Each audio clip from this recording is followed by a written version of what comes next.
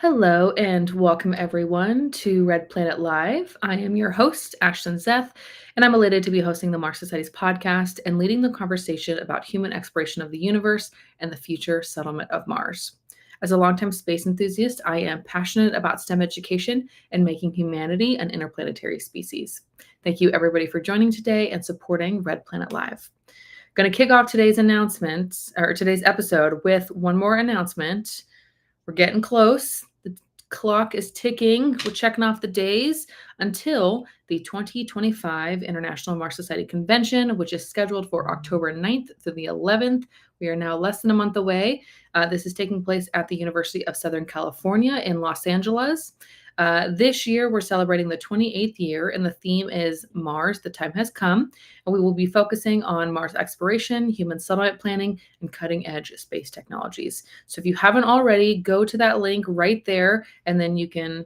There we go. I did it on the first time. You can register right there. And then as well, for those that are not going to be joining in person, you will be able to stream the program for the primary plenary speakers. You'll be able to see those sessions as well. But we would love to see you in person. So register at that link right there.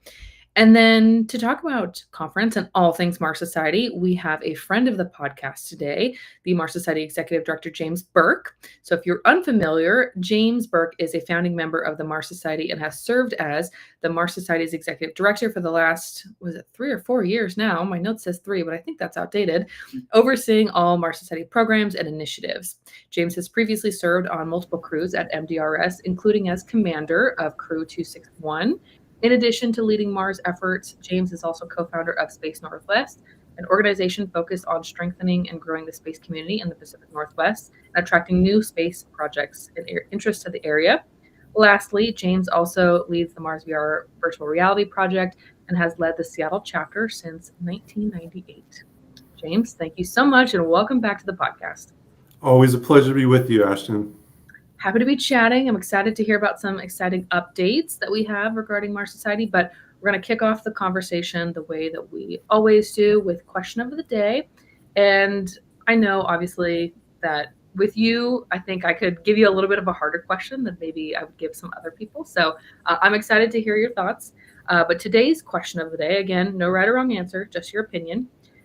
If a technology from science fiction like warp drive or artificial gravity became real, which do you think would have the greater impact on humanity? Well, both of those would have tremendous impact. I mean, if we had artificial gravity, I'm just thinking we could train for Mars a lot better on Earth because we could ratchet down the gravity. But I think warp drive would have a bigger long-term impact on humanity. We'd really be able to explore our region of the Milky Way quickly and make some huge discoveries, I'm sure. Mm-hmm. And in your expertise, do you know, are we at all close to either of those? You know, I'm interested in researching new technologies. I keep an eye on, the wire out there, and there are some really interesting plasma technologies. There's some interesting things with field dynamics. So I think there are going to be some breakthroughs in our future that we can all become aware of, and I hope to see things like that in our lifetime.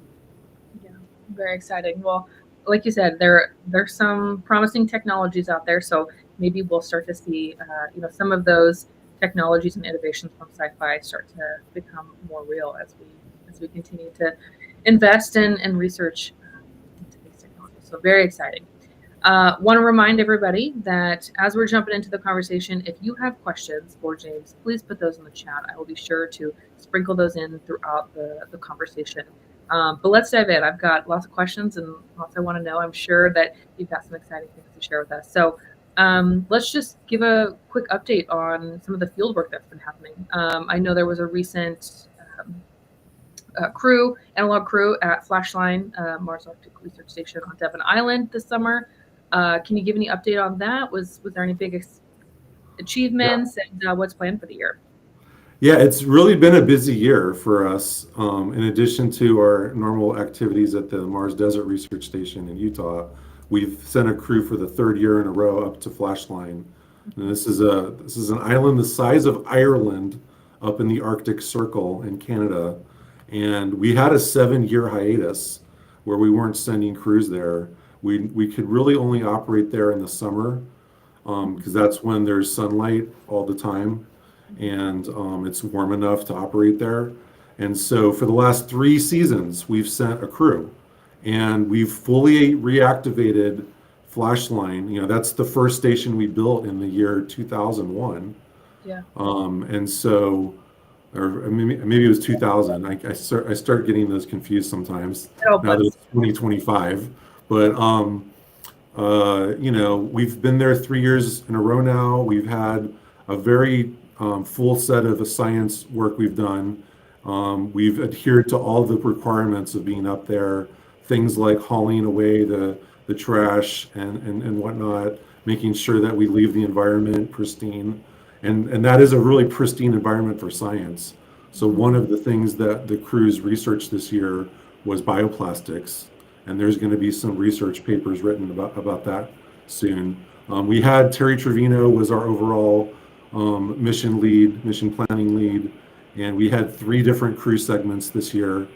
We numbered them to, crew 17 and 18, and then we also had a advanced team there, which was all engineers, and that got the other 2 crews ready. And so that's the most people we've sent in a field season, I believe, ever. So, and it just bodes well for that program because the station's in fantastic shape now. We've demonstrated we can do this mission every year now. And so this is a great opportunity for others to be part of the program in the future. We do plan to go back again next year. We'll most likely operate in July, just like we did this year.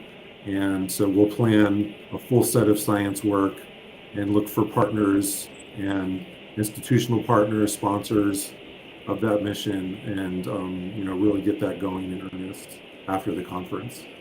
So really excited about the progress for Flashline in the last 3 years. Yeah, absolutely. And our friend Terry Trevino, you know, he's been on the podcast before. Yeah, always excited to see what he's working on, and yeah, we'll keep an eye out for you know, those papers that get published showcasing the research. But in addition to Flashline, I hear there is a new addition to the analog research community. Can you tell us a little bit about the Himalayan Outpost, also called HOPE?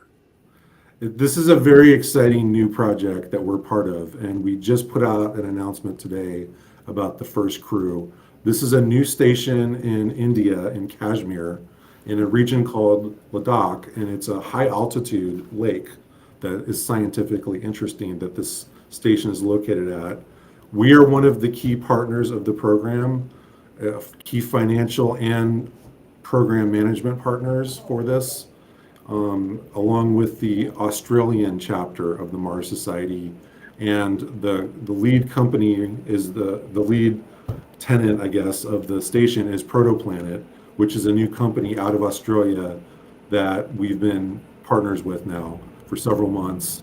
And this is just a fantastic opportunity for people that are interested in analogs to go to a station in the Himalayas now. There it is. And it resembles our science dome in a way. It's a full fidelity habitat, just like Flashline and MDRS. And we'll be operating that along with Protoplanets and the Mars Society Australia now. You can see our logos there on the habitat already. And so we're really excited about this because this allows, this gives an opportunity for our folks that work on mission support to have one more station that they can take part in, both supporting remotely but also being on a crew. And their field season will be similar to Flashline. It'll be around the summer.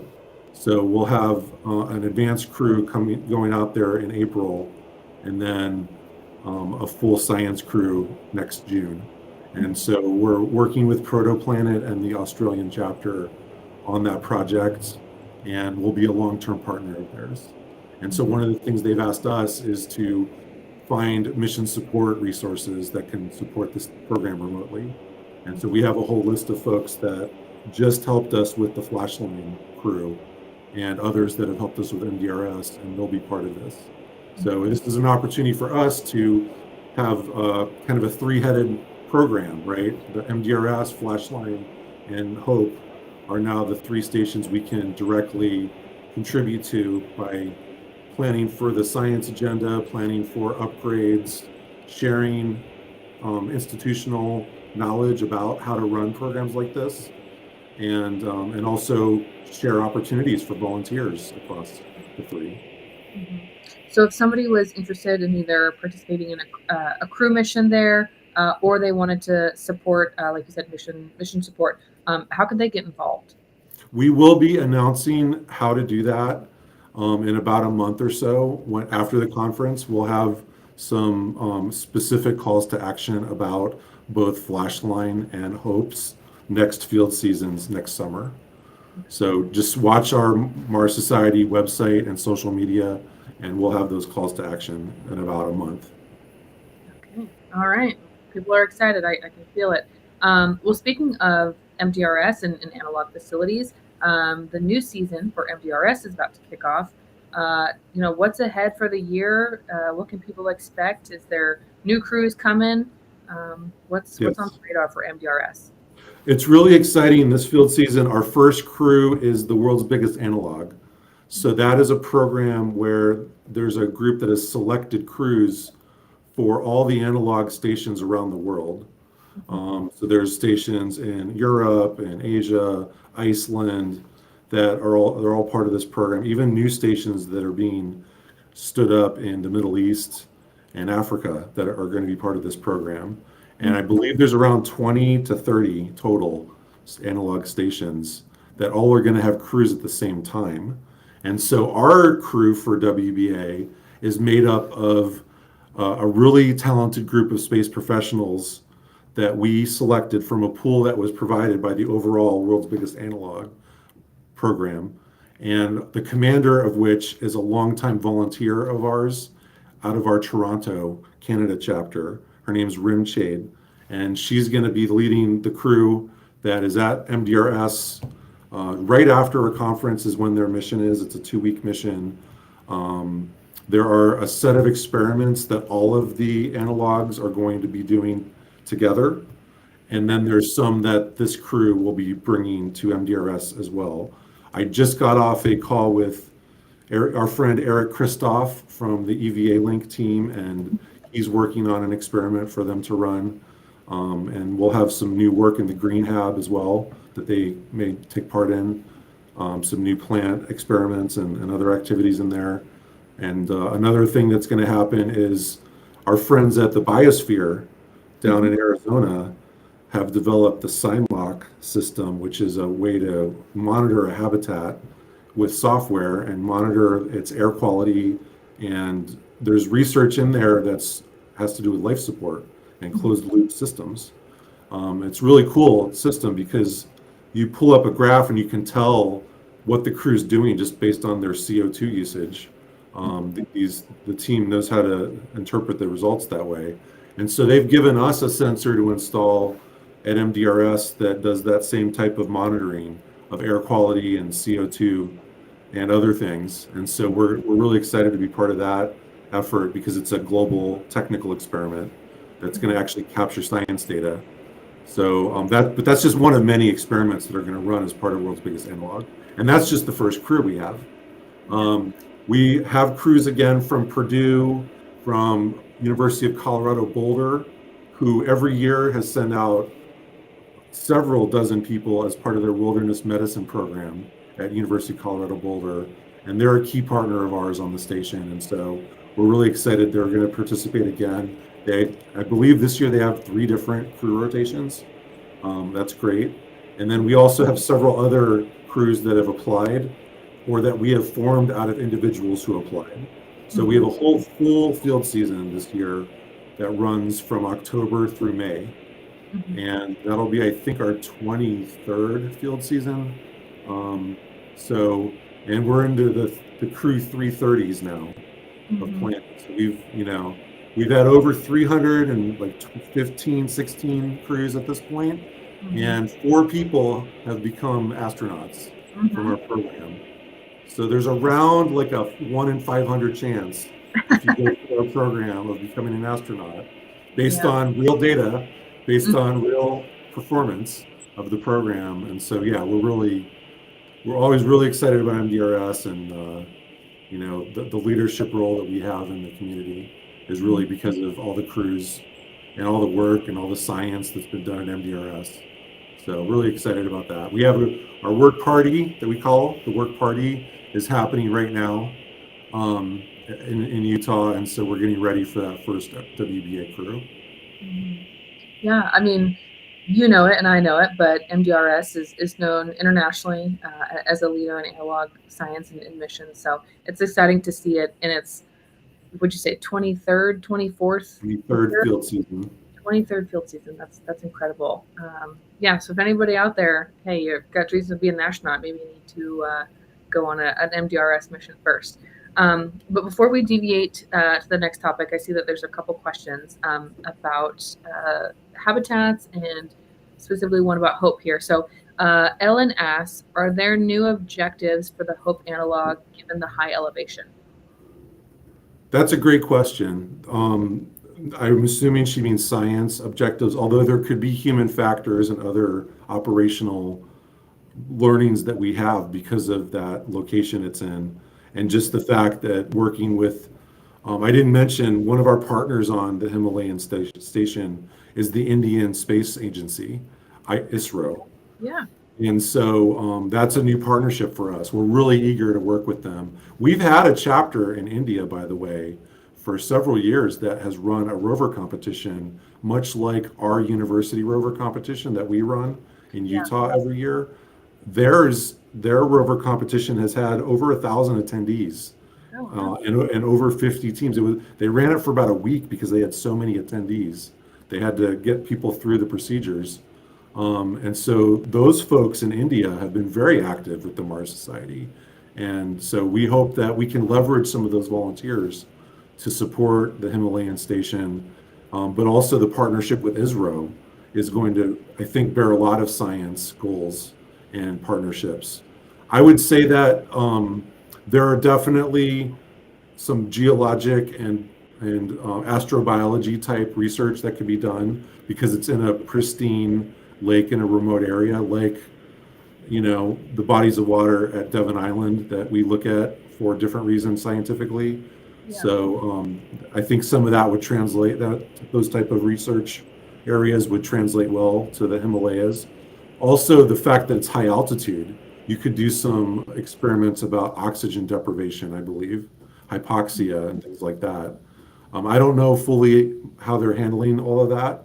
I think for the most part, mountaineers are used to acclimating to high altitude. So I would assume that's going to be part of the crew procedures getting out to the station. And so, there's, I think, definitely some research opportunities that are unique to that station because of just the fact that it's high altitude. Mm-hmm. Yeah, and I think having an analog facility in that location is going to be a huge draw for so many. I mean, I can think of some of our chapter members, some of our Mars Society ambassadors that live on that side of the world that have been looking for an opportunity to go on an analog mission like what they can do at MDRS. So yeah, we're excited about that, and I can a few names pop in my mind. So I'm gonna have to send them a quick message. Hey, here's an opportunity. Don't miss out. Make sure to apply. Let's see. Another question here. Alexander asks if there are any comments on the application of robotics within habitat operations.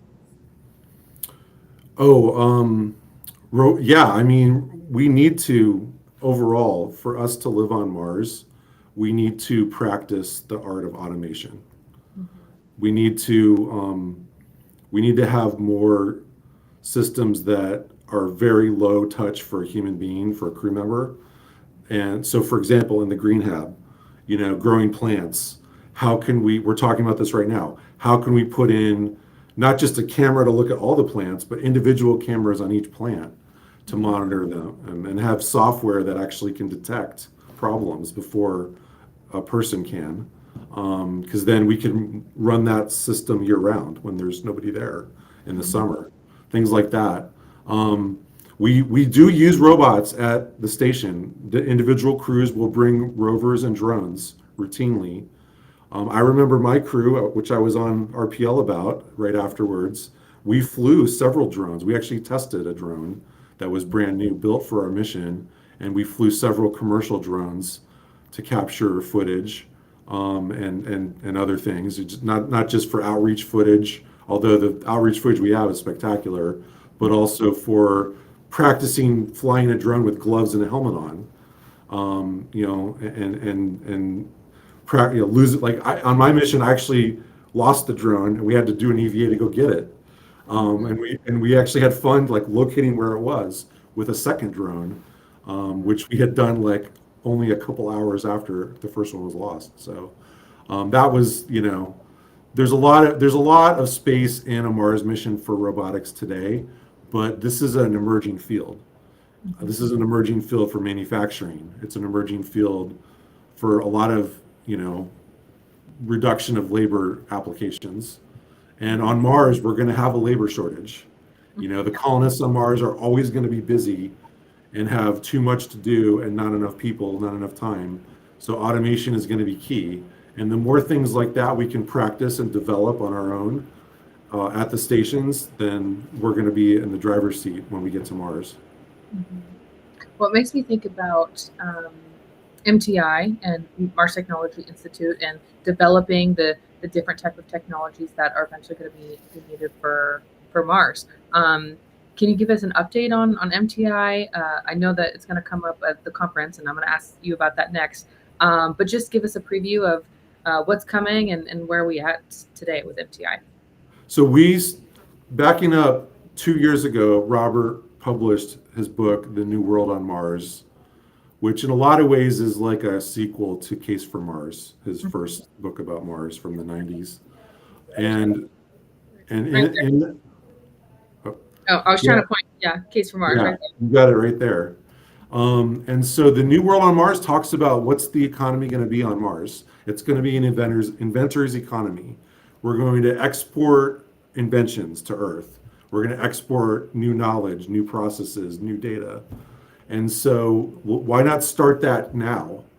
Why not start that here on Earth now and help us fund a Mars mission privately? And so that was the original driver of forming the Mars Technology Institute.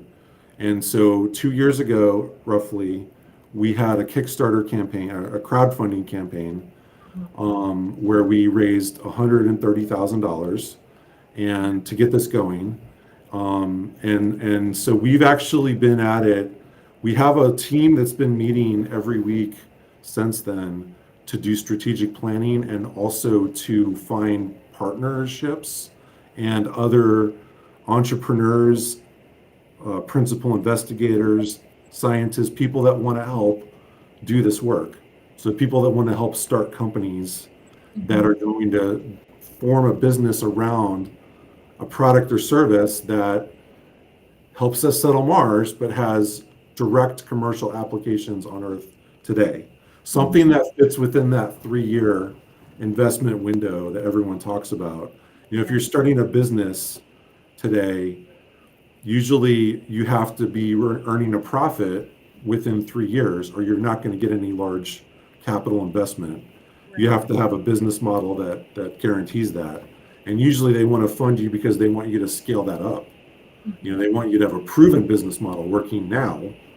And so we're trying to work with teams to develop companies around ideas. And so we're about to announce several of these that we've been working with for almost 2 years in some cases. And some of these ideas are fantastic, or I believe are going to be fantastic businesses. And so we also at the Mars Society, we've been trying to build out what type of resources can we have for these types of companies? How can we help entrepreneurs form companies? How can we give them the tools they need to be successful?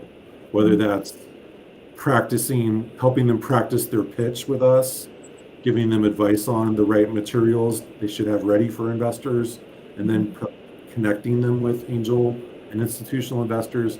So we've, on a small scale, done a lot of that already, but what we're about to do is roll out some programs where we're going to publicly and formally offer to do that.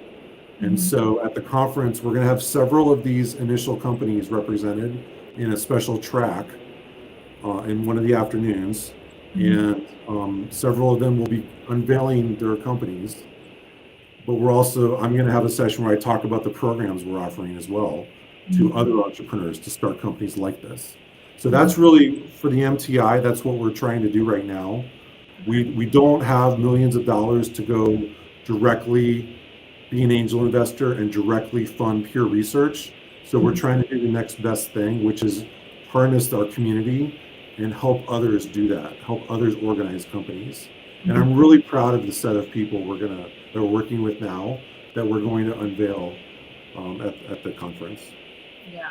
Okay. Well, something to look forward to. When you're saying help these entrepreneurs, help them with their pitch or their product, their service. And I'm thinking about MDRS since we were just talking about it. Is there potentially an opportunity for maybe, we talked about robotics and robotic application. Is there like an opportunity for somebody that was trying to scale or test their technology could do something like that at MDRS? Absolutely. As a matter of fact, we have an MTI company already doing that, and it's Archipelago Space Research, and that's founded by folks from our Chicago chapter that work on the EVA Link project. And so we already have EVA Link in place at the station in MDRS. That team is also working to put it out into other stations and also developing new experiments that could be done with MDRS. And so, yes, absolutely. Our stations and the other programs that the Mars Society does can be a benefit of MTI partnerships. So if a company becomes one of our tier 1 or tier 2 partners and is able to sign a short agreement with us on that, then we can offer them things like, hey, come test your hardware at MDRS or Flashline or Hope. Have a crew come and use the station. If you only need it for like 3 days, we could probably accommodate that sometime when we don't already have a crew there. Also, just recruiting candidates from our community, like facilitating people finding opportunities at these companies is something we also want to do. I would love, recently 4,000 people got laid off from NASA. I would love for some of those people to end up in Mars Society programs as volunteers or working at some of these companies that we're about to help unveil. Yeah, that would be an amazing opportunity to continue the research and involvement. And yeah, shout out to the EVA Link team. I do get to work with them a little bit. So yeah, great guys, and excited about what they're producing. They were recently featured in Wired magazine about EVA Link. So yeah. So if those that are listening, if you go on a crew, if you sign up and you want to be a crew member for MDRS, you'll get to utilize that technology while you're there. Check out the welcome video. You might see a familiar face with that. I see we have another question. I want to make sure I get to these. Question is, once we have astronauts on Mars, how might that impact the demand of analog missions on Earth? Well, I feel like what we have been doing is preparing to train people to be astronauts for Mars. So when there's astronauts actually on Mars, we're going to have a lot more interest in training to go to Mars than we currently do. So we're just going to be more successful and popular then, I feel like. That's why we need to kind of have multiple options, I think, have multiple stations, have multiple opportunities available for people year-round, because there's no lack of interest in going to Mars. And I've been at this, 28 years or so at the Mars Society. I can tell you, like every year, there's more interest in going to Mars. And I think that we're uniquely positioned to be part of that pipeline of people that are interested in becoming a Mars settler. Not just going to Mars, but maybe going to stay, going to build a life someday. We want to be part of that pipeline that's helping those people prepare to do that, because that's what we advocate for. And so also just being an analog astronaut, I think, is just an amazing, unique skill and experience for people in other fields. When you're when you've been on an MDRS crew and you go work in a normal job in another industry, and you tell stories about that, it's always very interesting for other people to hear. Yeah. So, these are like leadership skills and communication skills that you're also picking up by being on a crew. Beyond Teamwork, just problem solving. teamwork, dealing with challenges, Mhm. problem Yeah. solving in a harsh environment. Mhm. These are all like, this work is not for everyone, but for the people it's for, it's exhilarating work. It can be the culmination of a career or something that drives you, that gets you up every day. Mhm. So, I think that's what being an analog astronaut is. It's like the capstone of everything else you've done in Mhm. whatever field you're in. Mhm. We've So, seen, corporate crews go. I had an opportunity to interview a crew from the Aerospace Corporation, and it was making me think about what we see happening with, like Blue Origin, for example. There's their space tourists who are, want to become astronauts. They want to experience space, and so they're able to purchase their ticket and fly on a short mission.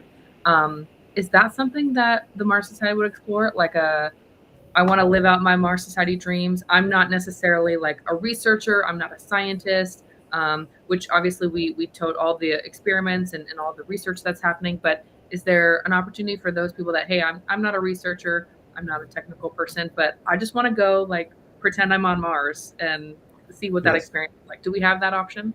absolutely we do. And we have had people of all types of skills at the station. We've had artists and residents. We've had people that believe they didn't have any skills to do this, but come and are the health and safety officer or the executive officer of the crew and do very well in those roles. So absolutely, like what we do is for everybody. And we'd love to have people grow into the roles that are out there for each crew. We do have prescribed duties Mm-hmm. typically on a crew, but Yeah. it's not a stretch to train somebody to do those if Mm-hmm. if they have no experience. So, and there's plenty of examples of folks creating their own role, Mm-hmm. such as I'm going to be the crew journalist, but I'm only going to paint while I'm there, Mm-hmm. or print things out on the 3D printer that Yeah. are artistic for me. Mm-hmm. We've had folks like that on crews, and so when you have 330 crews, there's all kinds of individuals within that set of people. So yeah, absolutely, we take everyone that pretty much that applies. We do want to overall, we do want to level up the science we do in general at the society. So we are trying to look for experiments and PIs that want to come in and design things, folks that want to form a crew around a science agenda, and Mm-hmm. certainly for Flashline and Hope, that would be the more primary focus of those missions because they cost a lot more. Mm-hmm. Um, but no, for MDRS, I mean, we've had all types of crews in the past, and so that program is for everybody. Mm-hmm. Yeah, it's nice to see those individuals because as somebody who thinks, hey, I'm not a technical person, I'm not a scientist, maybe there's not a fit for me, but you know being on the podcast and getting to speak to some of the crews, it has been demonstrated that you don't have to be that person. I mean, I think of uh, Tim, what's Tim's last name? Gagnon, I think Yeah, the Tim gentleman who Gagnon. designed the mission patches. He's an artist, but he was able to join a crew, and I know that they were doing research, but to see his perspective and to see the artwork that he created from that experience was pretty incredible. So yeah, there's room for everybody. Tim, and he was on an all-star crew too. I mean, Mhm. that was the crew that was featured on CNBC Mhm. recently. And yeah, Tim was fantastic as an artist in residence, and just he's a patch designer. He's world class. He's designed patches for NASA missions as well. So we're lucky to have him in our community. Yeah, absolutely. Speaking of MDRS and products, Angie asks, who should we contact if we want to test our product at MDRS? Yeah, for Mars Technology Institute inquiries, like I'm leading our business development, so folks can reach out to me. But in terms of MDRS, if you are an existing company that just wanted to rent MDRS, we have that as an option. If you wanted to form a crew or send an individual crew member or an individual experiment, just contact us. We have, if you go on the MDRS website, there's some links to contact us, or you could just reach out to me. Perfect. Okay. Well, we've kind of alluded to conference coming up. Some exciting things are going to be announced. So obviously, convention is happening October 9th to the 11th at USC LA. What can attendees expect this year? Can you give us a snippet of some of the people that are going to be speaking? What can we look forward to at conference this year? This year, I'm really excited. There's a lot of great speakers. We're going to get an update from the Perseverance team. Abigail Freeman's going to speak. We're going to have updates from Rob Manning, the chief engineer of JPL. It's going to be our banquet speaker on Friday night, which is day 2 this year, as we're doing the banquet Friday night at USC, because there is a football game on Saturday night. So we're going to try to clear out of the campus by then. But we have a whole set of programs on our website for the agenda already. We have the competition for the Mars Against Hunger contest. The finalists for that will be presenting.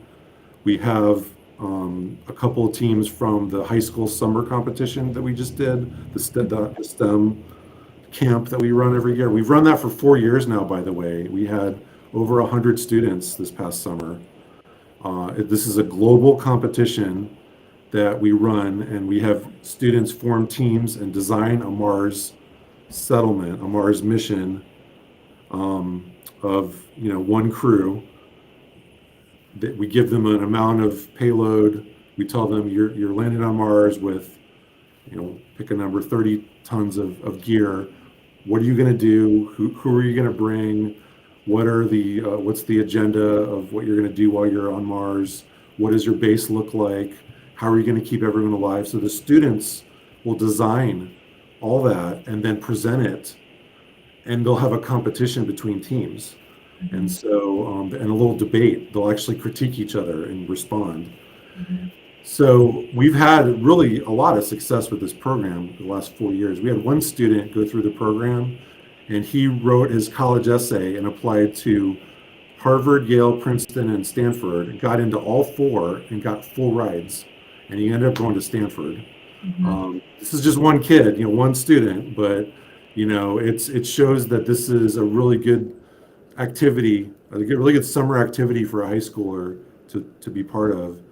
And so some of the teams for that will be presenting at the conference.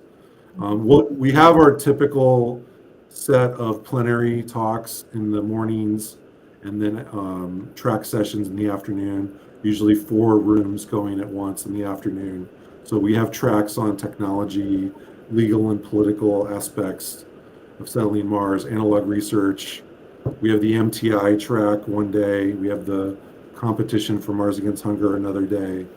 And then some other speakers we have, Bhavya Lal, who was on your podcast recently. She's going to talk. Vandy Verma, also from JPL, the rover expert, the rover driving expert that's spoken at our conference before. She'll be in person this year. So will Abigail Freeman, by the way. A lot of these JPL speakers, it's right down the road for them from Pasadena, so they're going to be in person. And Dex Hunter-Torre from Google, and Chris Zachney, Honeybee Robotics, Andrew Jones, who's a China space expert. He's a podcaster. He'll be there, I believe. And it's go check out our website. It's got the preliminary schedule. Looks like we have it in the chat there as well. But yeah, 3 days this year, action packed.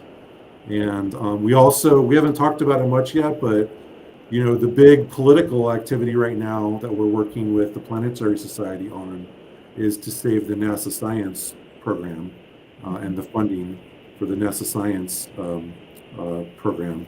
And so there's a day of action that the Planetary Society is organizing right before our conference. We're going to have a panel session about that at our conference with Casey Dreyer from the Planetary Society, also Dr. Jim Green, former NASA, and then I mentioned Rob Manning. So we're gonna represent also the current political activities that are happening with trying to save NASA, talk about the future of NASA, And I want to mention, I actually got to be on a couple meetings this year, early this year, when the new administration was first coming in, and they were having a transition meetings for NASA to prepare for, the new administration coming in. They asked me to be part of some of those meetings to represent the Mars Society. I was in a call with some of the other space organizations, and in those meetings, I was the only one that was advocating for a human Mars mission, and that's what ended up being the policy of the administration. I'm not going to take credit for that, obviously, because there were others like our former friend Elon Musk, who used to be part of the Mars Society, no longer is. I get that question all the time. Elon is not part of the society. We think Gwen's doing a great job over at SpaceX, and we want to see them succeed with Starship. And but anyway, we've kind of pivoted now from direct support of getting Jared Isaacman, for example, confirmed. Now we're trying to advocate for more funding for NASA's science agenda. They also said that they would have an ombudsman for nonprofits at NASA headquarters. So we're looking forward to that promise being fulfilled. Yeah. And then just, like everyone else, I'm watching the news. I saw the announcement for the life on Mars discovery from Perseverance. Very exciting stuff. Yeah. I was going to ask about that, kind of what your thoughts were. And I assumed you'd be very excited. But yeah. Extremely excited. It looks like a great discovery. They did their homework before announcing it. They tried to disprove it in every possible way. Here's why it couldn't be life. No, it's not that. Here's another reason why it couldn't be life. No, it's not that. So they did all this homework up front to show that it's pretty credible. This is fossilized, activity from bacteria or microbes. So yeah, it's very exciting. I mean, I remember when the ALH meteorite was announced back in the 90s, and President Clinton had a press conference to announce that. And everyone was very excited at the time. And then it sort of tamped down, because people found alternative hypotheses for those 4 lines of evidence that they initially had for that discovery. So this one, I feel like they rolled out doing their homework. Yeah, it's all the So I feel good about it. And I'll say, I've said it in other venues many times, the search for life on Mars could potentially be the biggest scientific discovery of our time. If we find, Robert has said this too, if we find evidence of life on Mars, even past life, that would be a tremendous discovery, because we could compare that with Earth life. We could see how things arose differently on the 2 planets. And so it could lead to breakthroughs in pharmaceuticals and our understanding of human physiology and all kinds of stuff that could benefit us on Earth, as well as it's a reason to go to Mars. It's a reason to send humans to Mars to look for life. And it's been on paper the top goal of the science community in the decadal survey to return a sample from Mars sample return, specifically because of the search for life on Mars. And so, yes, we need to do more. We have some partners. They're not part of MTI, but they're friends of ours that have the ALF experiment, the life detection experiment. I hope to see that mission fly, because that's the kind of science NASA should be doing that they haven't since the Viking mission in 1975. So, one of the reasons why they put Perseverance in Jezero Crater was to find evidence like this. But Perseverance and Curiosity don't have the right experiments on board to look for life in full fidelity. So, there's more that NASA needs to do for the search for life, and I hope this galvanizes the things there. So, what's the latest on next steps regarding those samples? What's NASA doing now? And that ties into the, what you're talking about saving budget. How can those that are listening that help support the effort to save NASA budget, so we can find out more about those samples? The thing that people can do right away is be part of what the Planetary Society is doing with their Day of Action in Washington, D.C. We need to educate Congress about the challenges with the sample return mission. There is no sample return mission on the books at NASA at the moment. Remember, at our conference last year, we had a whole panel from NASA about this. Yep. We invited all the people at NASA that were working on sample return to present their plan, and they didn't have a plan because they were doing a review of industry plans, and they hadn't announced the results yet. So after our conference last year, they did announce the results, but they haven't picked a team. They haven't funded the mission because, they're in a climate now of reducing NASA, not growing it on the science side. So it's kind of in limbo. There's no, I guess the national strategy right now is the commercial sector is going to do that, Mars sample return, but I don't really know. So hopefully we'll get some more guidance from NASA on that. But it remains the United States' top scientific objective for the last 2 decadal surveys. Those come out every 10 years. That's why they're called the decadal survey. It's been the top thing in there twice. And so it's mystifying to me why, they don't have that on the agenda. I mean, they had a Mars sample return program in the 90s. It was Pathfinder was a success. Then they were going to have the surveyor missions every opportunity. And then they were going to have Mars sample return in 2005. That was the plan circa 1999, was Mars sample return by '05. And here we are. Instead, they launched the Spirit and Opportunity rovers, and then they pivoted to do the larger rovers, Curiosity and Perseverance, which are like flagship missions like Galileo and Cassini, and James Webb, most recently James Webb Space Telescope.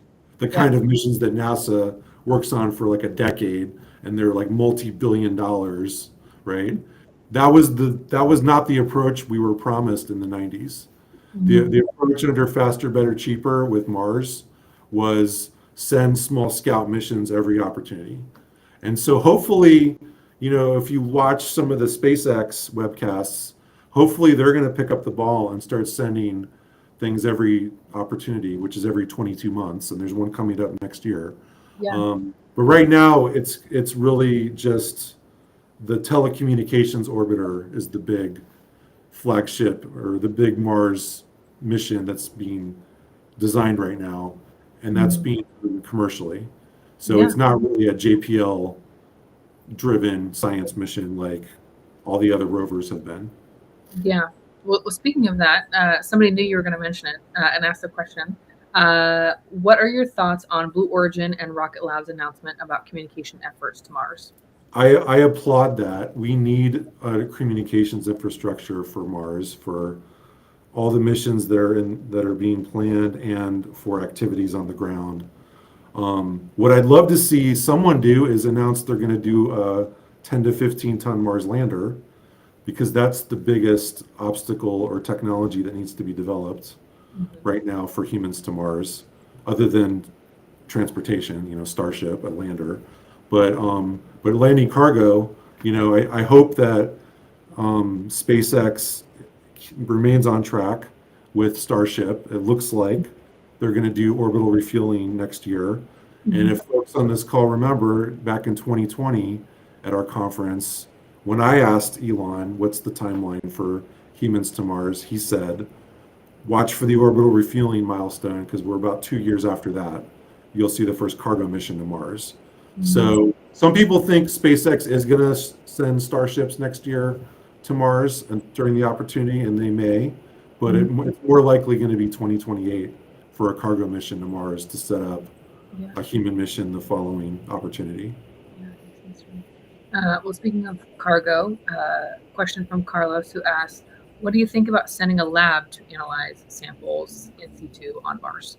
Absolutely, we should do that. That's what the Viking mission was, and there was the labeled release experiment on Viking, and the PI of that, Gil Levine, to his dying day swore that mission was that experiment was successful, that it detected life.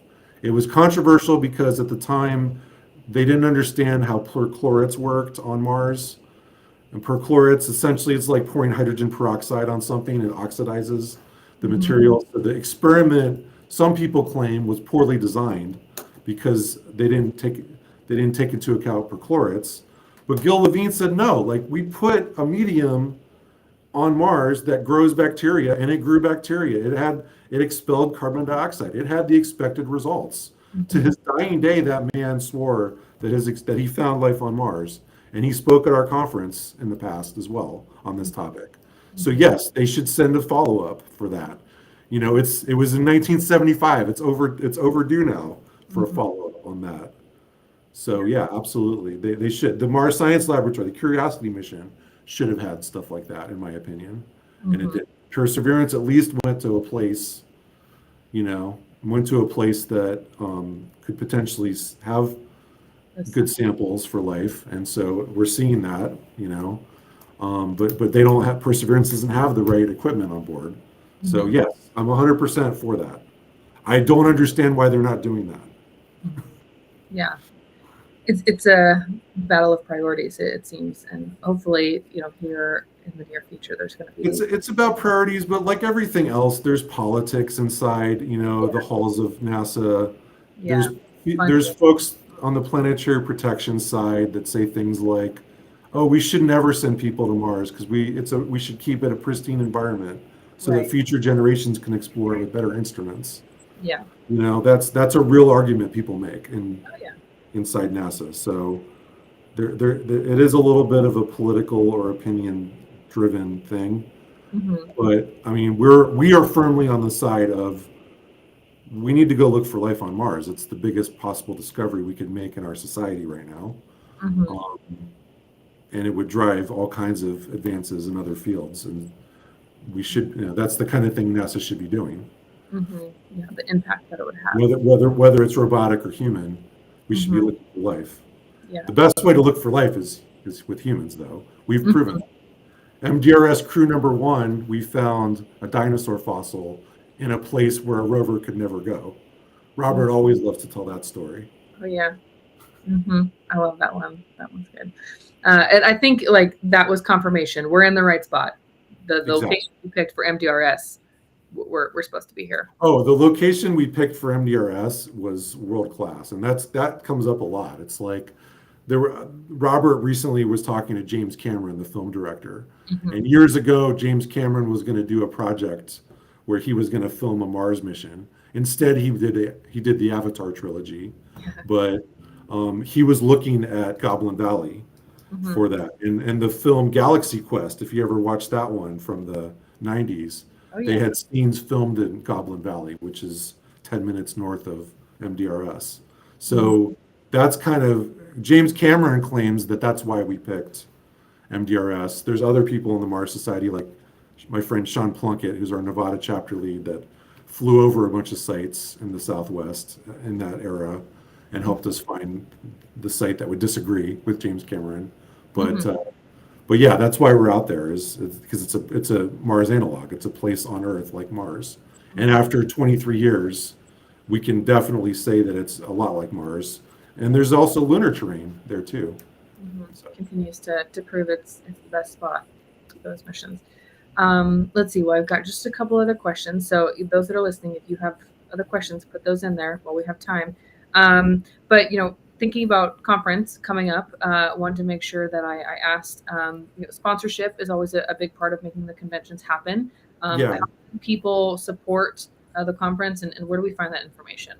Well, for individuals, please register and attend. And we have many people speaking that are folks that send in an abstract that we selected. We offer that every year. But for companies, we'd love for you to come advertise. We'd love for you to purchase a sponsorship, which gives you your logo on our printed materials, on our website. We'll have other placements throughout the event. And there's other benefits as well to purchasing a sponsorship. We have 4 levels now, gold, silver, bronze, and logo only. And so check it out. If you're a company that wants to be visible with our audience in LA, we're going to have the world's best scientists and enthusiasts and business folks that all are focused on Mars at our event. We do every year. Attendance is up this year, I can tell you. So It's going to be a great event, and we'd love for folks to be part of it by sponsoring us. Okay. Yeah. So yeah, check out those QR codes there. And let's see. I had one other note. Something exciting that it was news to me when I found this out. But the Mars Society recently recently launched the Journal for Space Analog Research. Tell us what's the vision for the journal, and how do you see it contributing to the analog community?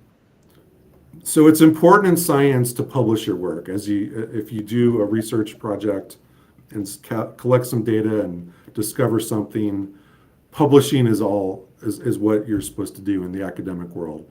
Mm-hmm. And there's no one body of knowledge where we can point people to say, this is all the academic research or analog research that's been done by the Mars Society.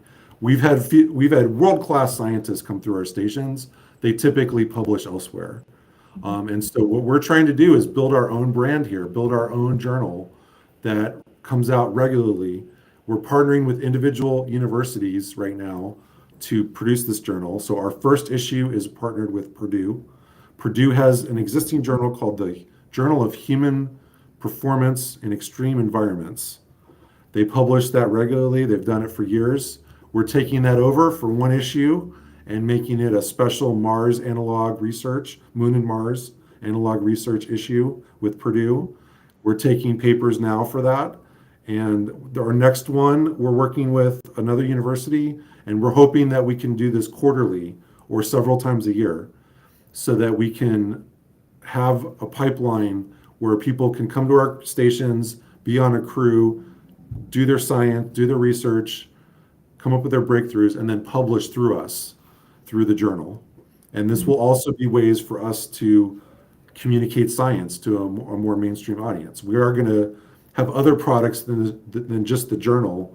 We're going to also have articles that explain what's in the journal. So the journal might be a really technical article. For example, we might do an article about all of the advances that have been made up in Flashline by our engineers like Andy Greco, that has led our advanced team this most recent field season. So, that may be an article in the journal that, that other folks can benefit from in the community by reading his work. So that's one example, but we're hoping that by having partnerships with the universities, it reduces our costs. It builds connections with the universities. Purdue sends a crew every year as well, and that's a different department than what we're working with on the journal. So we have some sort of interdependencies across Purdue now, and folks that we're building connections with inside the university. And so we hope to do more of that. We're talking to folks like University of Florida, which is my alma mater. We're talking to Utah Tech, which is a university in St. George. We're talking to a few others. One's in the UK. And so we're excited about that project, and we hope that there's good things to come. There's so many things that you're working on that the Mars Society is leading. I mean, we've got a new Hope Station, a journal, world's biggest analog is coming up. All these exciting things that the Mars Society is working on. I don't know how you have enough time to be involved in it all. But what else are you excited about? I mean, thinking about 2026 is around the corner. Can you believe it? What else are you excited about? What other things you got on the radar that you can share with us that you're excited? I'm excited about how we're growing as an organization. We have new members and new chapters that are being stood up. We just stood up a chapter at Starbase in Texas, and the head of our chapter is part of a makerspace that a lot of people. It's almost like an Oregon kind of commune. It sounds like, where people live on site. They go to work at SpaceX during the day, and at night they live in a RV and they go outside and work on projects at this makerspace. So our chapter is part of that community, and they're also going to help us, I'm sure, in 2026 host some events around the Starship test flights. But we also have chapters in Arizona, in Phoenix, and at the ASU Thunderbird program. We have, every month it seems like we have a new chapter, and I want to give a shout out. I want to give a shout out to Ron. He's been doing a great job. So yeah, Uh, we Ron love. Story is our director of chapters. Mhm. Yeah, Ron. Not only is he, great at growing those chapters, he's just a decent, amazing human as well. Really like Ron, so I know he's listening. So shout out to you, Ron. Well, we made it. I mean, there was a few questions I didn't get to, but I think we covered most of it. Anything else that's remaining, we'll have to try to touch base and get those questions answered at conference. James, thank you so much for being here. As always, it's a pleasure to chat with you. I always walk away excited and enthusiastic about what the Mars Society is doing. So thank you for being here and chatting with us today. Thank you so much, Ashton. Thank you very much. Look forward to it. Special shout out. Normally, I give James a thank you, so you're going to get two. Special shout out to our executive director, James Burk, our PR director, Michael Stoltz, our producer extraordinaire behind the scenes, Leah, and thank you everybody that tuned in today. Going to close out today like we always do, and this one I know is true because conference is coming up. The best is yet to come. Thanks everybody. We'll see you next month. Bye guys. Thank you.